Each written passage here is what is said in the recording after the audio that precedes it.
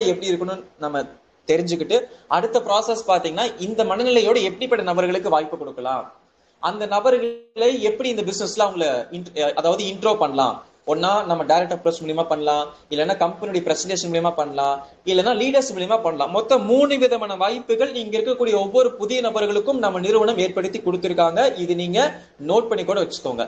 இங்க இருக்கக்கூடிய ஒவ்வொரு புதிய நபர்களுக்கும் நான் மீண்டும் சொல்றேன், நீங்க இந்த பிசினஸ் தனிப்பட்ட முறையில கொண்டு போகணும் அப்படிங்கிறது கிடையாது.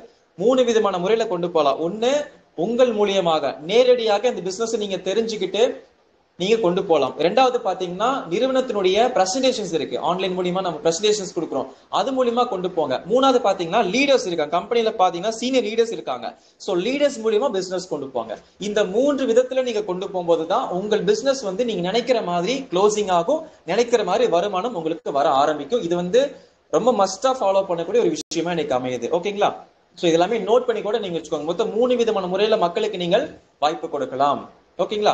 ரைட். அடுத்த ஒரு ஸ்டெப் என்ன, இந்த பிசினஸ்ல என்ன மாதிரி ஒரு பேக்கேஜ் நம்ம கம்பெனில இருக்கு, அந்த பேக்கேஜ் உடைய ஒரு நாள் வருமானம் எவ்வளோ, பேர் கமிஷன் எவ்வளோ, வீக்லி இன்கம் எவ்வளோ, மந்த்லி இன்கம் எவ்வளோ, பிளஸ் என்ன மாதிரி ஒர்க் பேஸ் பண்ணி இந்த ஃபீல்ட்ல கொண்டு போறோம், ஒரு டீமை உள்ள வராங்க அப்படின்னா அவங்களுக்கு என்ன நம்ம விஷயத்த கன்வே பண்ணணும், அவங்களுக்கு எந்த விதமான கான்பிடென்ட் தேவை, அவங்களுக்கு எந்த விதமான மோட்டிவேஷன் தேவை, அவங்களுக்கு எந்த விதமான ப்ரூஃப் தேவைன்னு சொல்லிட்டு ஸ்டெப் பை ஸ்டெப் ப்ராசஸ் நம்ம டீமுக்கு நம்ம கத்துக் கொடுக்கும் போது மட்டுமே அவங்க நம்ம கூட நிலையா நிற்பாங்க. அவங்களுக்கு எந்த குழப்பமும் வராது, எந்த பயமும் வராது, எந்த தயக்கமும் வராது. ஒவ்வொரு ஸ்டெப்பா கொண்டு போங்க. அதுக்கு ஒரு சில நாட்கள் எடுத்துக்க தான் செய்யும். ஒரு நிறுவனத்தை நீங்க பில்ட் பண்றீங்க, இந்த இடத்துல உங்களை அறியாமலேயே அப்போசிஸ்ல உங்களுக்குன்னு ஒரு நிறுவனத்தை நீங்க பில்ட் பண்றீங்க. இன்விசிபிள் கம்பெனி அப்படின்னு கூட சொல்லலாம். நெட்வொர்க்ல நீங்க நெட்வொர்க் உருவாக்குறீங்க. இங்க யாருமே பொருளை மூவ் பண்ணணும், ஓகேங்களா, மக்களை சேர்த்து விடணும் அப்படிங்கிற நோக்கத்துல வராதீங்க. உங்களுடைய நெட்வொர்க் நீங்க கிரியேட் பண்ண போறீங்க, உங்களுக்கு ஒரு தனி நிறுவனத்தை இந்த இடத்துல நீங்க உருவாக்க போறீங்க, உங்கள் பெயர்ல அப்போசிஸ் உடைய மேனுஃபேக்சரிங்ல. அண்டர்ஸ்டாண்ட் ஆகுதா?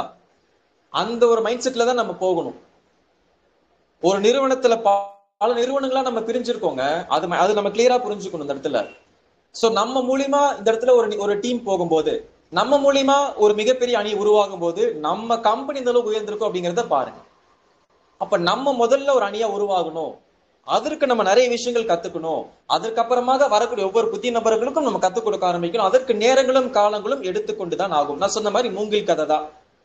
சோ மூங்கில் மாதிரி நம்ம ஆழத்துல வேரூனி நின்று மேல நம்ம எழ போறோம். அதேதான் நெட்வொர்க் கான்செப்ட்லயும் இல்ல, வாழ்க்கையில் அதே தாங்க. சோ வாழ்க்கையில நம்ம நிறைய விஷயங்களை நம்ம தெளிவாக அனலைஸ் பண்ணி நேரங்களும் காலங்களும் கொடுத்து நம்ம பண்ணோம் அப்படின்னா சக்சஸ் கண்டிப்பா உங்களை தேடி வரும். சரிங்களா? எந்த துறையாக இருந்தாலும் சரி, நீங்க வேணா ஹிஸ்டரி எல்லா ஹிஸ்டரியும் பாருங்க. இப்ப நான் ரீசன்ட் ஹிஸ்டரியே நான் சொல்றேனே, நம்ம இந்தியா இன்னைக்கு நைட் ஃபைனல் விளையாட போகுது, கரெக்டா இல்லைங்களா? சவுத் ஆப்பிரிக்கா கூட இன்னைக்கு ஃபைனல் மேட்ச் நைட்டு. யோசிச்சு பாருங்க, ரோஹித் சர்மா அப்படிங்கிற பர்சன் தன்னுடைய கிரிக்கெட் வாழ்க்கையில 20 வருஷமா பயணிச்சனால, 20 வருஷமா தன்னுடைய திறமையை நிலைநிறுத்தினால, அதையும் தாண்டி நான் அவர்கிட்ட பார்க்கக்கூடிய விஷயம் அவர் மைண்ட் செட் தான். அவர் எல்லா போட்டியிலுமே வெற்றி பெற்று வராரு. சோ அதுக்கு அணிகளும் காரணம், அதையும் தாண்டி அந்த அணி வழிநடத்தக்கூடிய நபரின் மனநிலையும் காரணம் அப்படின்னு கூட நம்ம சொல்லலாம். எல்லாருமே தான் காரணம். ஓகேங்களா? நம்ம கை கால் சரியா வேலை செய்யுது அப்படின்னா நம்ம உடல் நல்லா இருக்கனால தான் கை கால் வேலை செய்யுது. அதே மாதிரிதான் தன்னுடைய அணியை சரியா வேலை செய்ய வைப்பதற்கு அந்த தலைவனுடைய மைண்ட் செட் சரியா இருந்தது.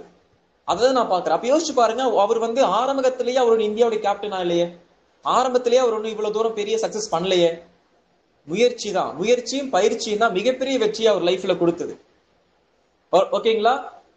எப்படிப்பட்ட நபர் அப்படின்னா, அவங்க குடும்பத்துல ஒரு ரொம்ப ஏழ்மையான குடும்பம். அவர் வாழ்ந்ததே பாத்தீங்கன்னா அவங்களுடைய மாமா வீட்டுல, அவங்க அம்மா அப்பா கூட அவங்களை வளர்க்கல, அவங்க மாமா வீட்டுல வளர்ந்து கிரிக்கெட் அப்படிங்கிற விஷயத்துல அவருடைய வாழ்க்கையை ஆரம்பிச்சு, அவருடைய திறமைகளையும் பயிற்சிகளையும் வளர்த்து மறைமுகமாக நிறைய விஷயங்கள் தெரிஞ்சுக்கிட்டு தன்னுடைய திறமையை வெளிக்காட்டி நிறைய தோல்விகளை பார்த்து, நிறைய வெற்றிகளை பார்த்து, நிறைய சாதனைகளை படிச்சு இன்னைக்கு ஒரு இடத்துல நிக்கிறாங்க. அப்ப யோசிச்சு பாருங்க, சக்சஸ் என்பது சாதாரண விஷயம் இல்ல. அதற்கான காலங்களையும் நேரங்களையும் கொடுக்கும் போதுதான் 20 வருஷத்துக்கு அப்புறம் தான் கேப்டன் ஆகணும் அப்படிங்கிற விஷயம் இருக்கனாலதான் இன்னைக்கு ஆயிருக்காரு. அப்ப இங்க இருக்கக்கூடிய நபர்கள், நீங்க அப்போசிஸ் உடைய கேப்டனா நீங்க மாறுவதற்கான வாய்ப்புகள் எவ்வளவு நாள் இருக்கு அப்படிங்கறத நம்ம உழைக்கிறத பொறுத்துதான் இருக்கு. கரெக்டா இல்லையா? அப்போசிஸ் நிறுவனம் இங்க தான் இருக்க போகுது, ஓன் மேனுஃபேக்சரிங் அங்கதான் இருக்க போகுது, பேக்கேஜும் நம்ம கம்பெனில தான் இருக்க போகுது. அது எடுத்து செயல்பட்டாதான் நம்ம எந்த அளவுக்கு ஒரு பர்ஃபார்மன்ஸ் பர்சன் அப்படிங்கறத நாம நிர்ணயம் பண்ண முடியும். அப்ப இந்த இடத்துல முதல்ல நாம சரியான முறையில இந்த விஷயத்தை எடுத்து பண்றதுக்கு முயற்சி செய்யணும். சக்சஸ்னா அதுதான். இப்ப இடையில கூட பாத்தீங்கன்னா, இப்போ ஒரு 1 டேக்கு முன்னாடி வந்து விஜய் சார் வந்து அவார்ட் ஃபங்க்ஷன் வந்து நடத்துனாங்க. ஓகேங்களா? இந்த அவார்ட் ஃபங்க்ஷன் வந்து நடத்துறாங்க அப்படின்னா, அவர் ஆரம்ப கட்டத்திலே தன்னுடைய வெற்றியை பார்த்தனால நடத்தல. 30 வருஷத்துக்கு மேல அந்த துறையில பயணிக்கிறதுனாலதான் தன்னுடைய வருமானத்தை வச்சு இன்னைக்கு மக்களுக்காக சேவை செய்யறாங்க. It's not a politics speech, it's only for our succeed speech. ஓகேங்களா? சோ சக்சஸ் ஸ்பீச் மட்டும் நான் பேசிட்டு இருக்கேன். ஒரு டிஃப்ரெண்டான விஷயத்த யோசிச்சு, டிஃப்ரெண்டான விஷயத்த மைண்ட்ல வச்சு இன்னைக்கு மக்கள் அனைவருக்குமே தன்னுடைய ஒரு தொழிலுக்கான வருமானத்தை பண்ணி இன்னைக்கு சேவை அப்படிங்கிற விஷயத்த செஞ்சு கொடுத்துட்டு இருக்காங்க.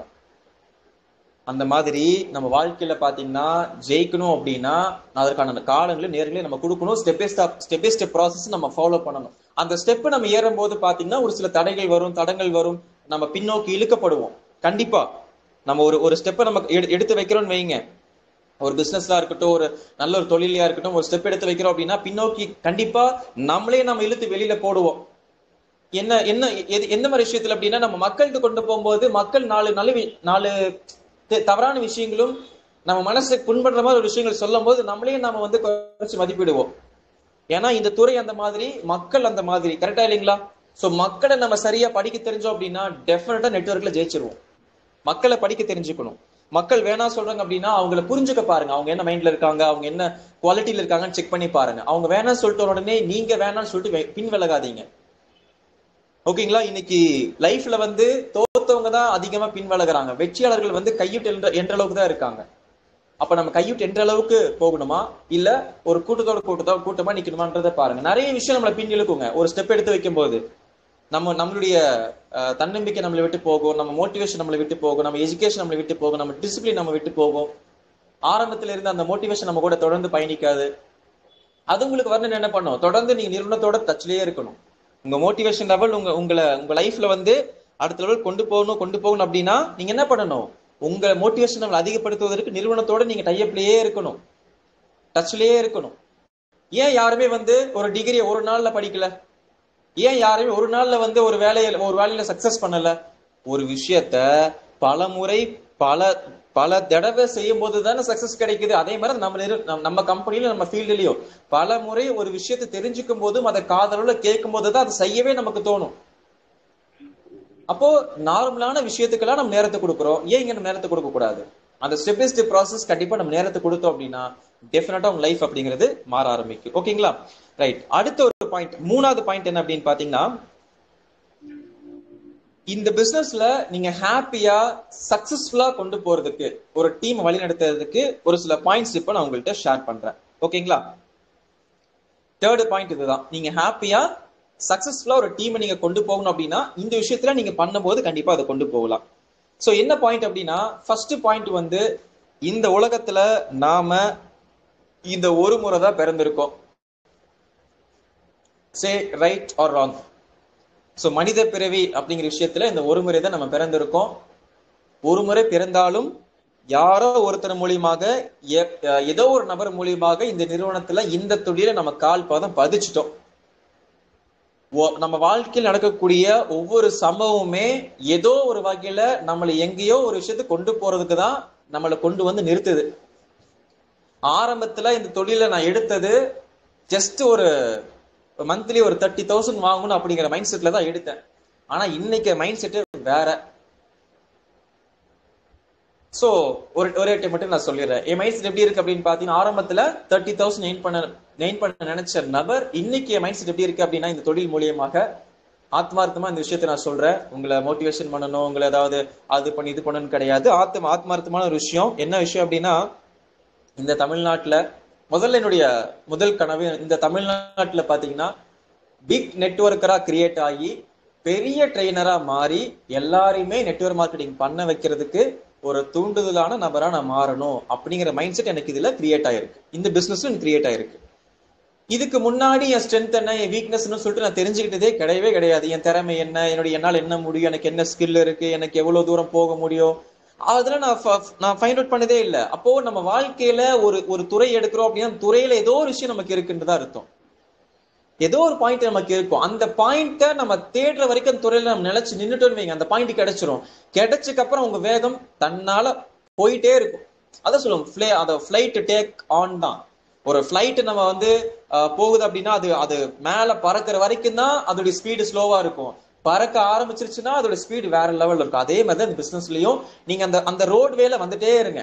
அது நீங்க வேகமா வாங்க, ஸ்லோவா வாங்க, இல்ல கொஞ்சம் பொறுமையா வாங்க, ஏதோ ஒரு வகையில நீங்க வந்துட்டே இருங்க. ஆனால் ஒரு நாள் அந்த டேக் ஆஃப் ஆகிறதுக்கு உங்களுக்கு ஒரு பாயிண்ட் கிடைக்கும் பாருங்க. எதுக்காக இந்த தொழில நீ இருக்க, உனக்கு என்ன டேலண்ட் இருக்கு, உன்னால என்ன முடியும் அப்படிங்கிறது டெஃபினட்டா அந்த தொழில் உங்களுக்கு ஒரு நாள் கொடுக்கும். இந்த யூனிவர்ஸ் உங்களுக்கு கொடுக்கும். நீங்க என்ன நினைக்கிறீங்களோ அதை உங்களை தேடிக்கொண்டிருக்கிறது. நீங்க எதை தேடிட்டு இருக்கீங்களோ அது உங்களை தேடிட்டு இருக்கு. இதெல்லாம் ஒரு சீக்ரெட் லைஃப்ல, இதெல்லாம் தெரிஞ்சு வச்சுக்கோங்க. நீங்க எதை தேடுறீங்களோ அது இந்த யூனிவர்ஸ் உங்களை தேடுறதுக்கு ஓட வச்சுட்டு இருக்குன்னு தான் அர்த்தம். ஆனா கண்ணு முன்னால எல்லாமே உடனே நடந்துச்சுன்னா அது சுவாரஸ்யமே இருக்காதுல்ல. லைஃப் எல்லாமே ஒரு ஒரு சர்ப்ரைஸ் தானே. அடுத்த நாள் என்ன நடக்க போது நமக்கு தெரியாது இல்ல ஃப்ரெண்ட்ஸ், கரெக்டா இல்லையா? அடுத்த நாள் என்ன நடக்கும் என்று நமக்கு தெரியவே தெரியாது. ஆனா நாளைக்கு நல்லா இருப்போம் அப்படிங்கிற மைண்ட் செட் இருக்குல்ல, அதே தான் இந்த பிசினஸ்லயும். இன்னைக்கு நம்ம என்ன உழைப்பா போடுறோம், கண்டிப்பா நாளைக்கு கண்டிப்பா நல்லா இருக்கதான் போறோம் அப்படிங்கிற மைண்ட் செட்டோட நீங்க இந்த இடத்துல உழைச்சு பாருங்க. அதான் சொல்ற, பிறந்தது இந்த ஒரு வாழ்க்கை. அப்ப இந்த துறை உங்களுக்கு ஏதோ ஒரு நல்ல விஷயத்தையும் ஏதோ உங்களுக்குள்ள இருக்கக்கூடிய ஒரு பெரிய விஷயத்த வெளி கொண்டு வரதுக்கு தான் கொடுத்துருக்கு. அது என்ன அப்படிங்கறத ஃபைண்ட் அவுட் பண்றதுக்கு இந்த துறையில பயணிச்சு பாருங்க. ஒரு நாள் அது கிடைக்காது. எனக்கு இந்த ஒரு தாட் ப்ராசஸ், இப்ப நான் சொன்ன என்னுடைய கோலோட தாட் ப்ராசஸ் பாத்தீங்கன்னா 2 இயர்ஸ்க்கு அப்புறமா தான் எனக்கு கிடைச்சது. ஏன்னா என்னுடைய பேச்சாற்றல் எனக்கு வளர்ந்ததுனால, என்னுடைய பேச்சாற்றல்ல ஒரு சில விஷயங்கள் மாறினால, என்னுடைய பேச்சாற்றல்னால என்னுடைய வாழ்க்கை மாறின தாண்டியும் என்னுடைய அணியில இருக்கக்கூடிய நபர்களின் வாழ்க்கை மாறினதுனால எனக்கு இந்த தாட் ப்ராசஸ் வந்துருச்சு. அப்ப இங்க இருக்கக்கூடிய 10 நபர்கள் வாழ்க்கையை மாத்தியாச்சு. ஏன் இந்த தமிழ்நாட்டில் இருக்கக்கூடிய யங்ஸ்டர்ஸ் உடைய வாழ்க்கையை மாத்த முடியாது? கண்டிப்பா மாத்த முடியும். அதற்கான முயற்சி எடு, அவ்வளவுதான். அதற்கான முயற்சி என்ன? ஒரு ட்ரெயினரா மாறு, நெட்வொர்க் எல்லாரும் மனசுல கொண்டு போய் பதியவை, எல்லாரும் மனசுல தூண்டுதல் ஏற்படுத்து, ஒரு நல்ல விஷயத்தை கொண்டு போ, எல்லாருமே சம்பாதிக்கவை, வாழ்க்கையில நீ பிறந்ததுக்கான ஒரு அர்த்தத்தை நீ கொடுத்துட்டு போ, அவ்வளவுதான். சோ இந்த மாதிரி ஒரு சில விஷயம் உங்க மைண்ட்ல நீங்க இருக்கும்போது டெஃபினட்டா எந்த ஒரு ஃபெயிலியர் வந்தாலும் சரி, எவ்வளவு பெரிய சக்சஸ் வந்தாலும் சரி, அது உங்க கண்ணுக்கு தெரியாது. உங்க அடுத்த கோல் என்ன, அடுத்த பாதை என்ன, அடுத்த ஸ்டெப் என்ன அப்படிங்கறத உங்களுக்கு போகும். அப்ப கிடைச்ச ஒரு வாழ்க்கையில என்ன ஆக போறோம், எதுக்காக துறையில வந்திருக்கோம் அப்படிங்கறத கண்டுபிடிச்சிட்டு வாழுங்க. ஓகேவா? செகண்ட் பாயிண்ட் பாத்தீங்கன்னா, there is nothing you cannot do. அதாவது மத்தவங்க ஒரு விஷயத்த செய்யறாங்க அப்படின்னா அது உங்களாலேயும் செய்ய முடியும் அப்படிங்கறத அர்த்தம். அதை விட பெஸ்டா கூட செய்ய முடியும்ல. ஏன்னா இந்த உலகத்துல பணக்காரர்களும் மனிதர்களே, ஏழைகளா இருப்பதும் மனிதர்களே, கரெக்டா இல்லையா? பணக்காரங்களும் மனுஷங்க தான், ஏழைகளும் மனுஷங்க தான். பணக்காரங்க ஒன்றும் டிஃப்ரெண்டான ஒரு இடத்துல இருந்து வரல, ஏழைகளும் டிஃப்ரெண்டான இடத்துல இருந்து வரல. எல்லாருமே பாத்தீங்கன்னா ஒரு தாய் பிள்ளைகள், அதாவது மனிதம் அப்படிங்கிற ஒரு விஷயம். ஓகேங்களா? அப்ப எல்லாருமே மனிதம் அப்படிங்கிற இடத்துல இருக்கும் அப்படின்னா அப்ப மனிதனால முடியாதது எதுவுமே இல்லைங்கிறத நீங்க புரிஞ்சுக்கோங்க. மனுஷன் தாங்க இந்த உலகத்தையே வந்து டிஃப்ரெண்டான ஒரு ஒரு கேலக்சியா மாத்திருக்காங்க. இதே மனுஷன் தான் ஃபிளைட்டையும் கண்டுபிடிச்சிருக்காங்க. இதே மனுஷங்க தான் அண்டர் கிரவுண்ட் ஒரு ரன்வேவும் கண்டுபிடிச்சிருக்காங்க. இதே மனுஷங்க தான் ஆழ்கடல்ல ஒரு பயணிக்கக்கூடிய கப்பலையும் கண்டுபிடிச்சிருக்காங்க. இதே மனுஷங்க தான் நெட்வொர்க்கையும் கண்டுபிடிச்சிருக்காங்க. கரெக்டா இல்லையா? இதே மனுஷங்க தான் போனையும் கண்டுபிடிச்சிருக்காங்க. இதே மனுஷங்க தான் நெட்வொர்க் கண்டுபிடிச்சிருக்காங்க. இதே மனுஷங்க தான் அதாவது தரையிலிருந்து நிலாவுக்கு எப்படி போகணும் அப்படிங்கிறது கண்டுபிடிச்சிருக்காங்க. அப்ப யோசிச்சு பாருங்க, மனுஷங்களுக்கு இல்லாத பவர்ங்கிறது எதுவுமே இல்லை. ஆனா அதை எப்படி பயன்படுத்துறோம், ஒரு துறையில எந்த அளவுக்கு நம்ம பவரை பயன்படுத்துறோம், நம்ம திறமையை வளர்த்துக்கிறோம், அதை பொறுத்து உங்க வாழ்க்கை மாறும். என்னைக்குமே மத்தவங்களோட கம்பேர் பண்ண கூடாதுன்னு சொல்லுவாங்க. ஆனா மத்தவங்க செஞ்ச விஷயத்த நம்மளும் செய்ய முடியும், அதை விட பெஸ்டாவும் கொண்டு போக முடியும். மிகப்பெரிய ஃபாலோவர்ஸையும் நீங்க கிரியேட் பண்ண முடியும். நெட்வொர்க்ல உங்களுக்கு ஒரு போதை அப்படின்னா உங்களுக்கான ஃபாலோவர்ஸ் தான் உங்களுடைய போதையே. ஃபாலோவர்ஸ் மட்டும் நீங்க கிரியேட் பண்ணி பாருங்க ஃப்ரெண்ட்ஸ். ஃபாலோவர்ஸ்னா டீம் மெம்பர்ஸ் தான்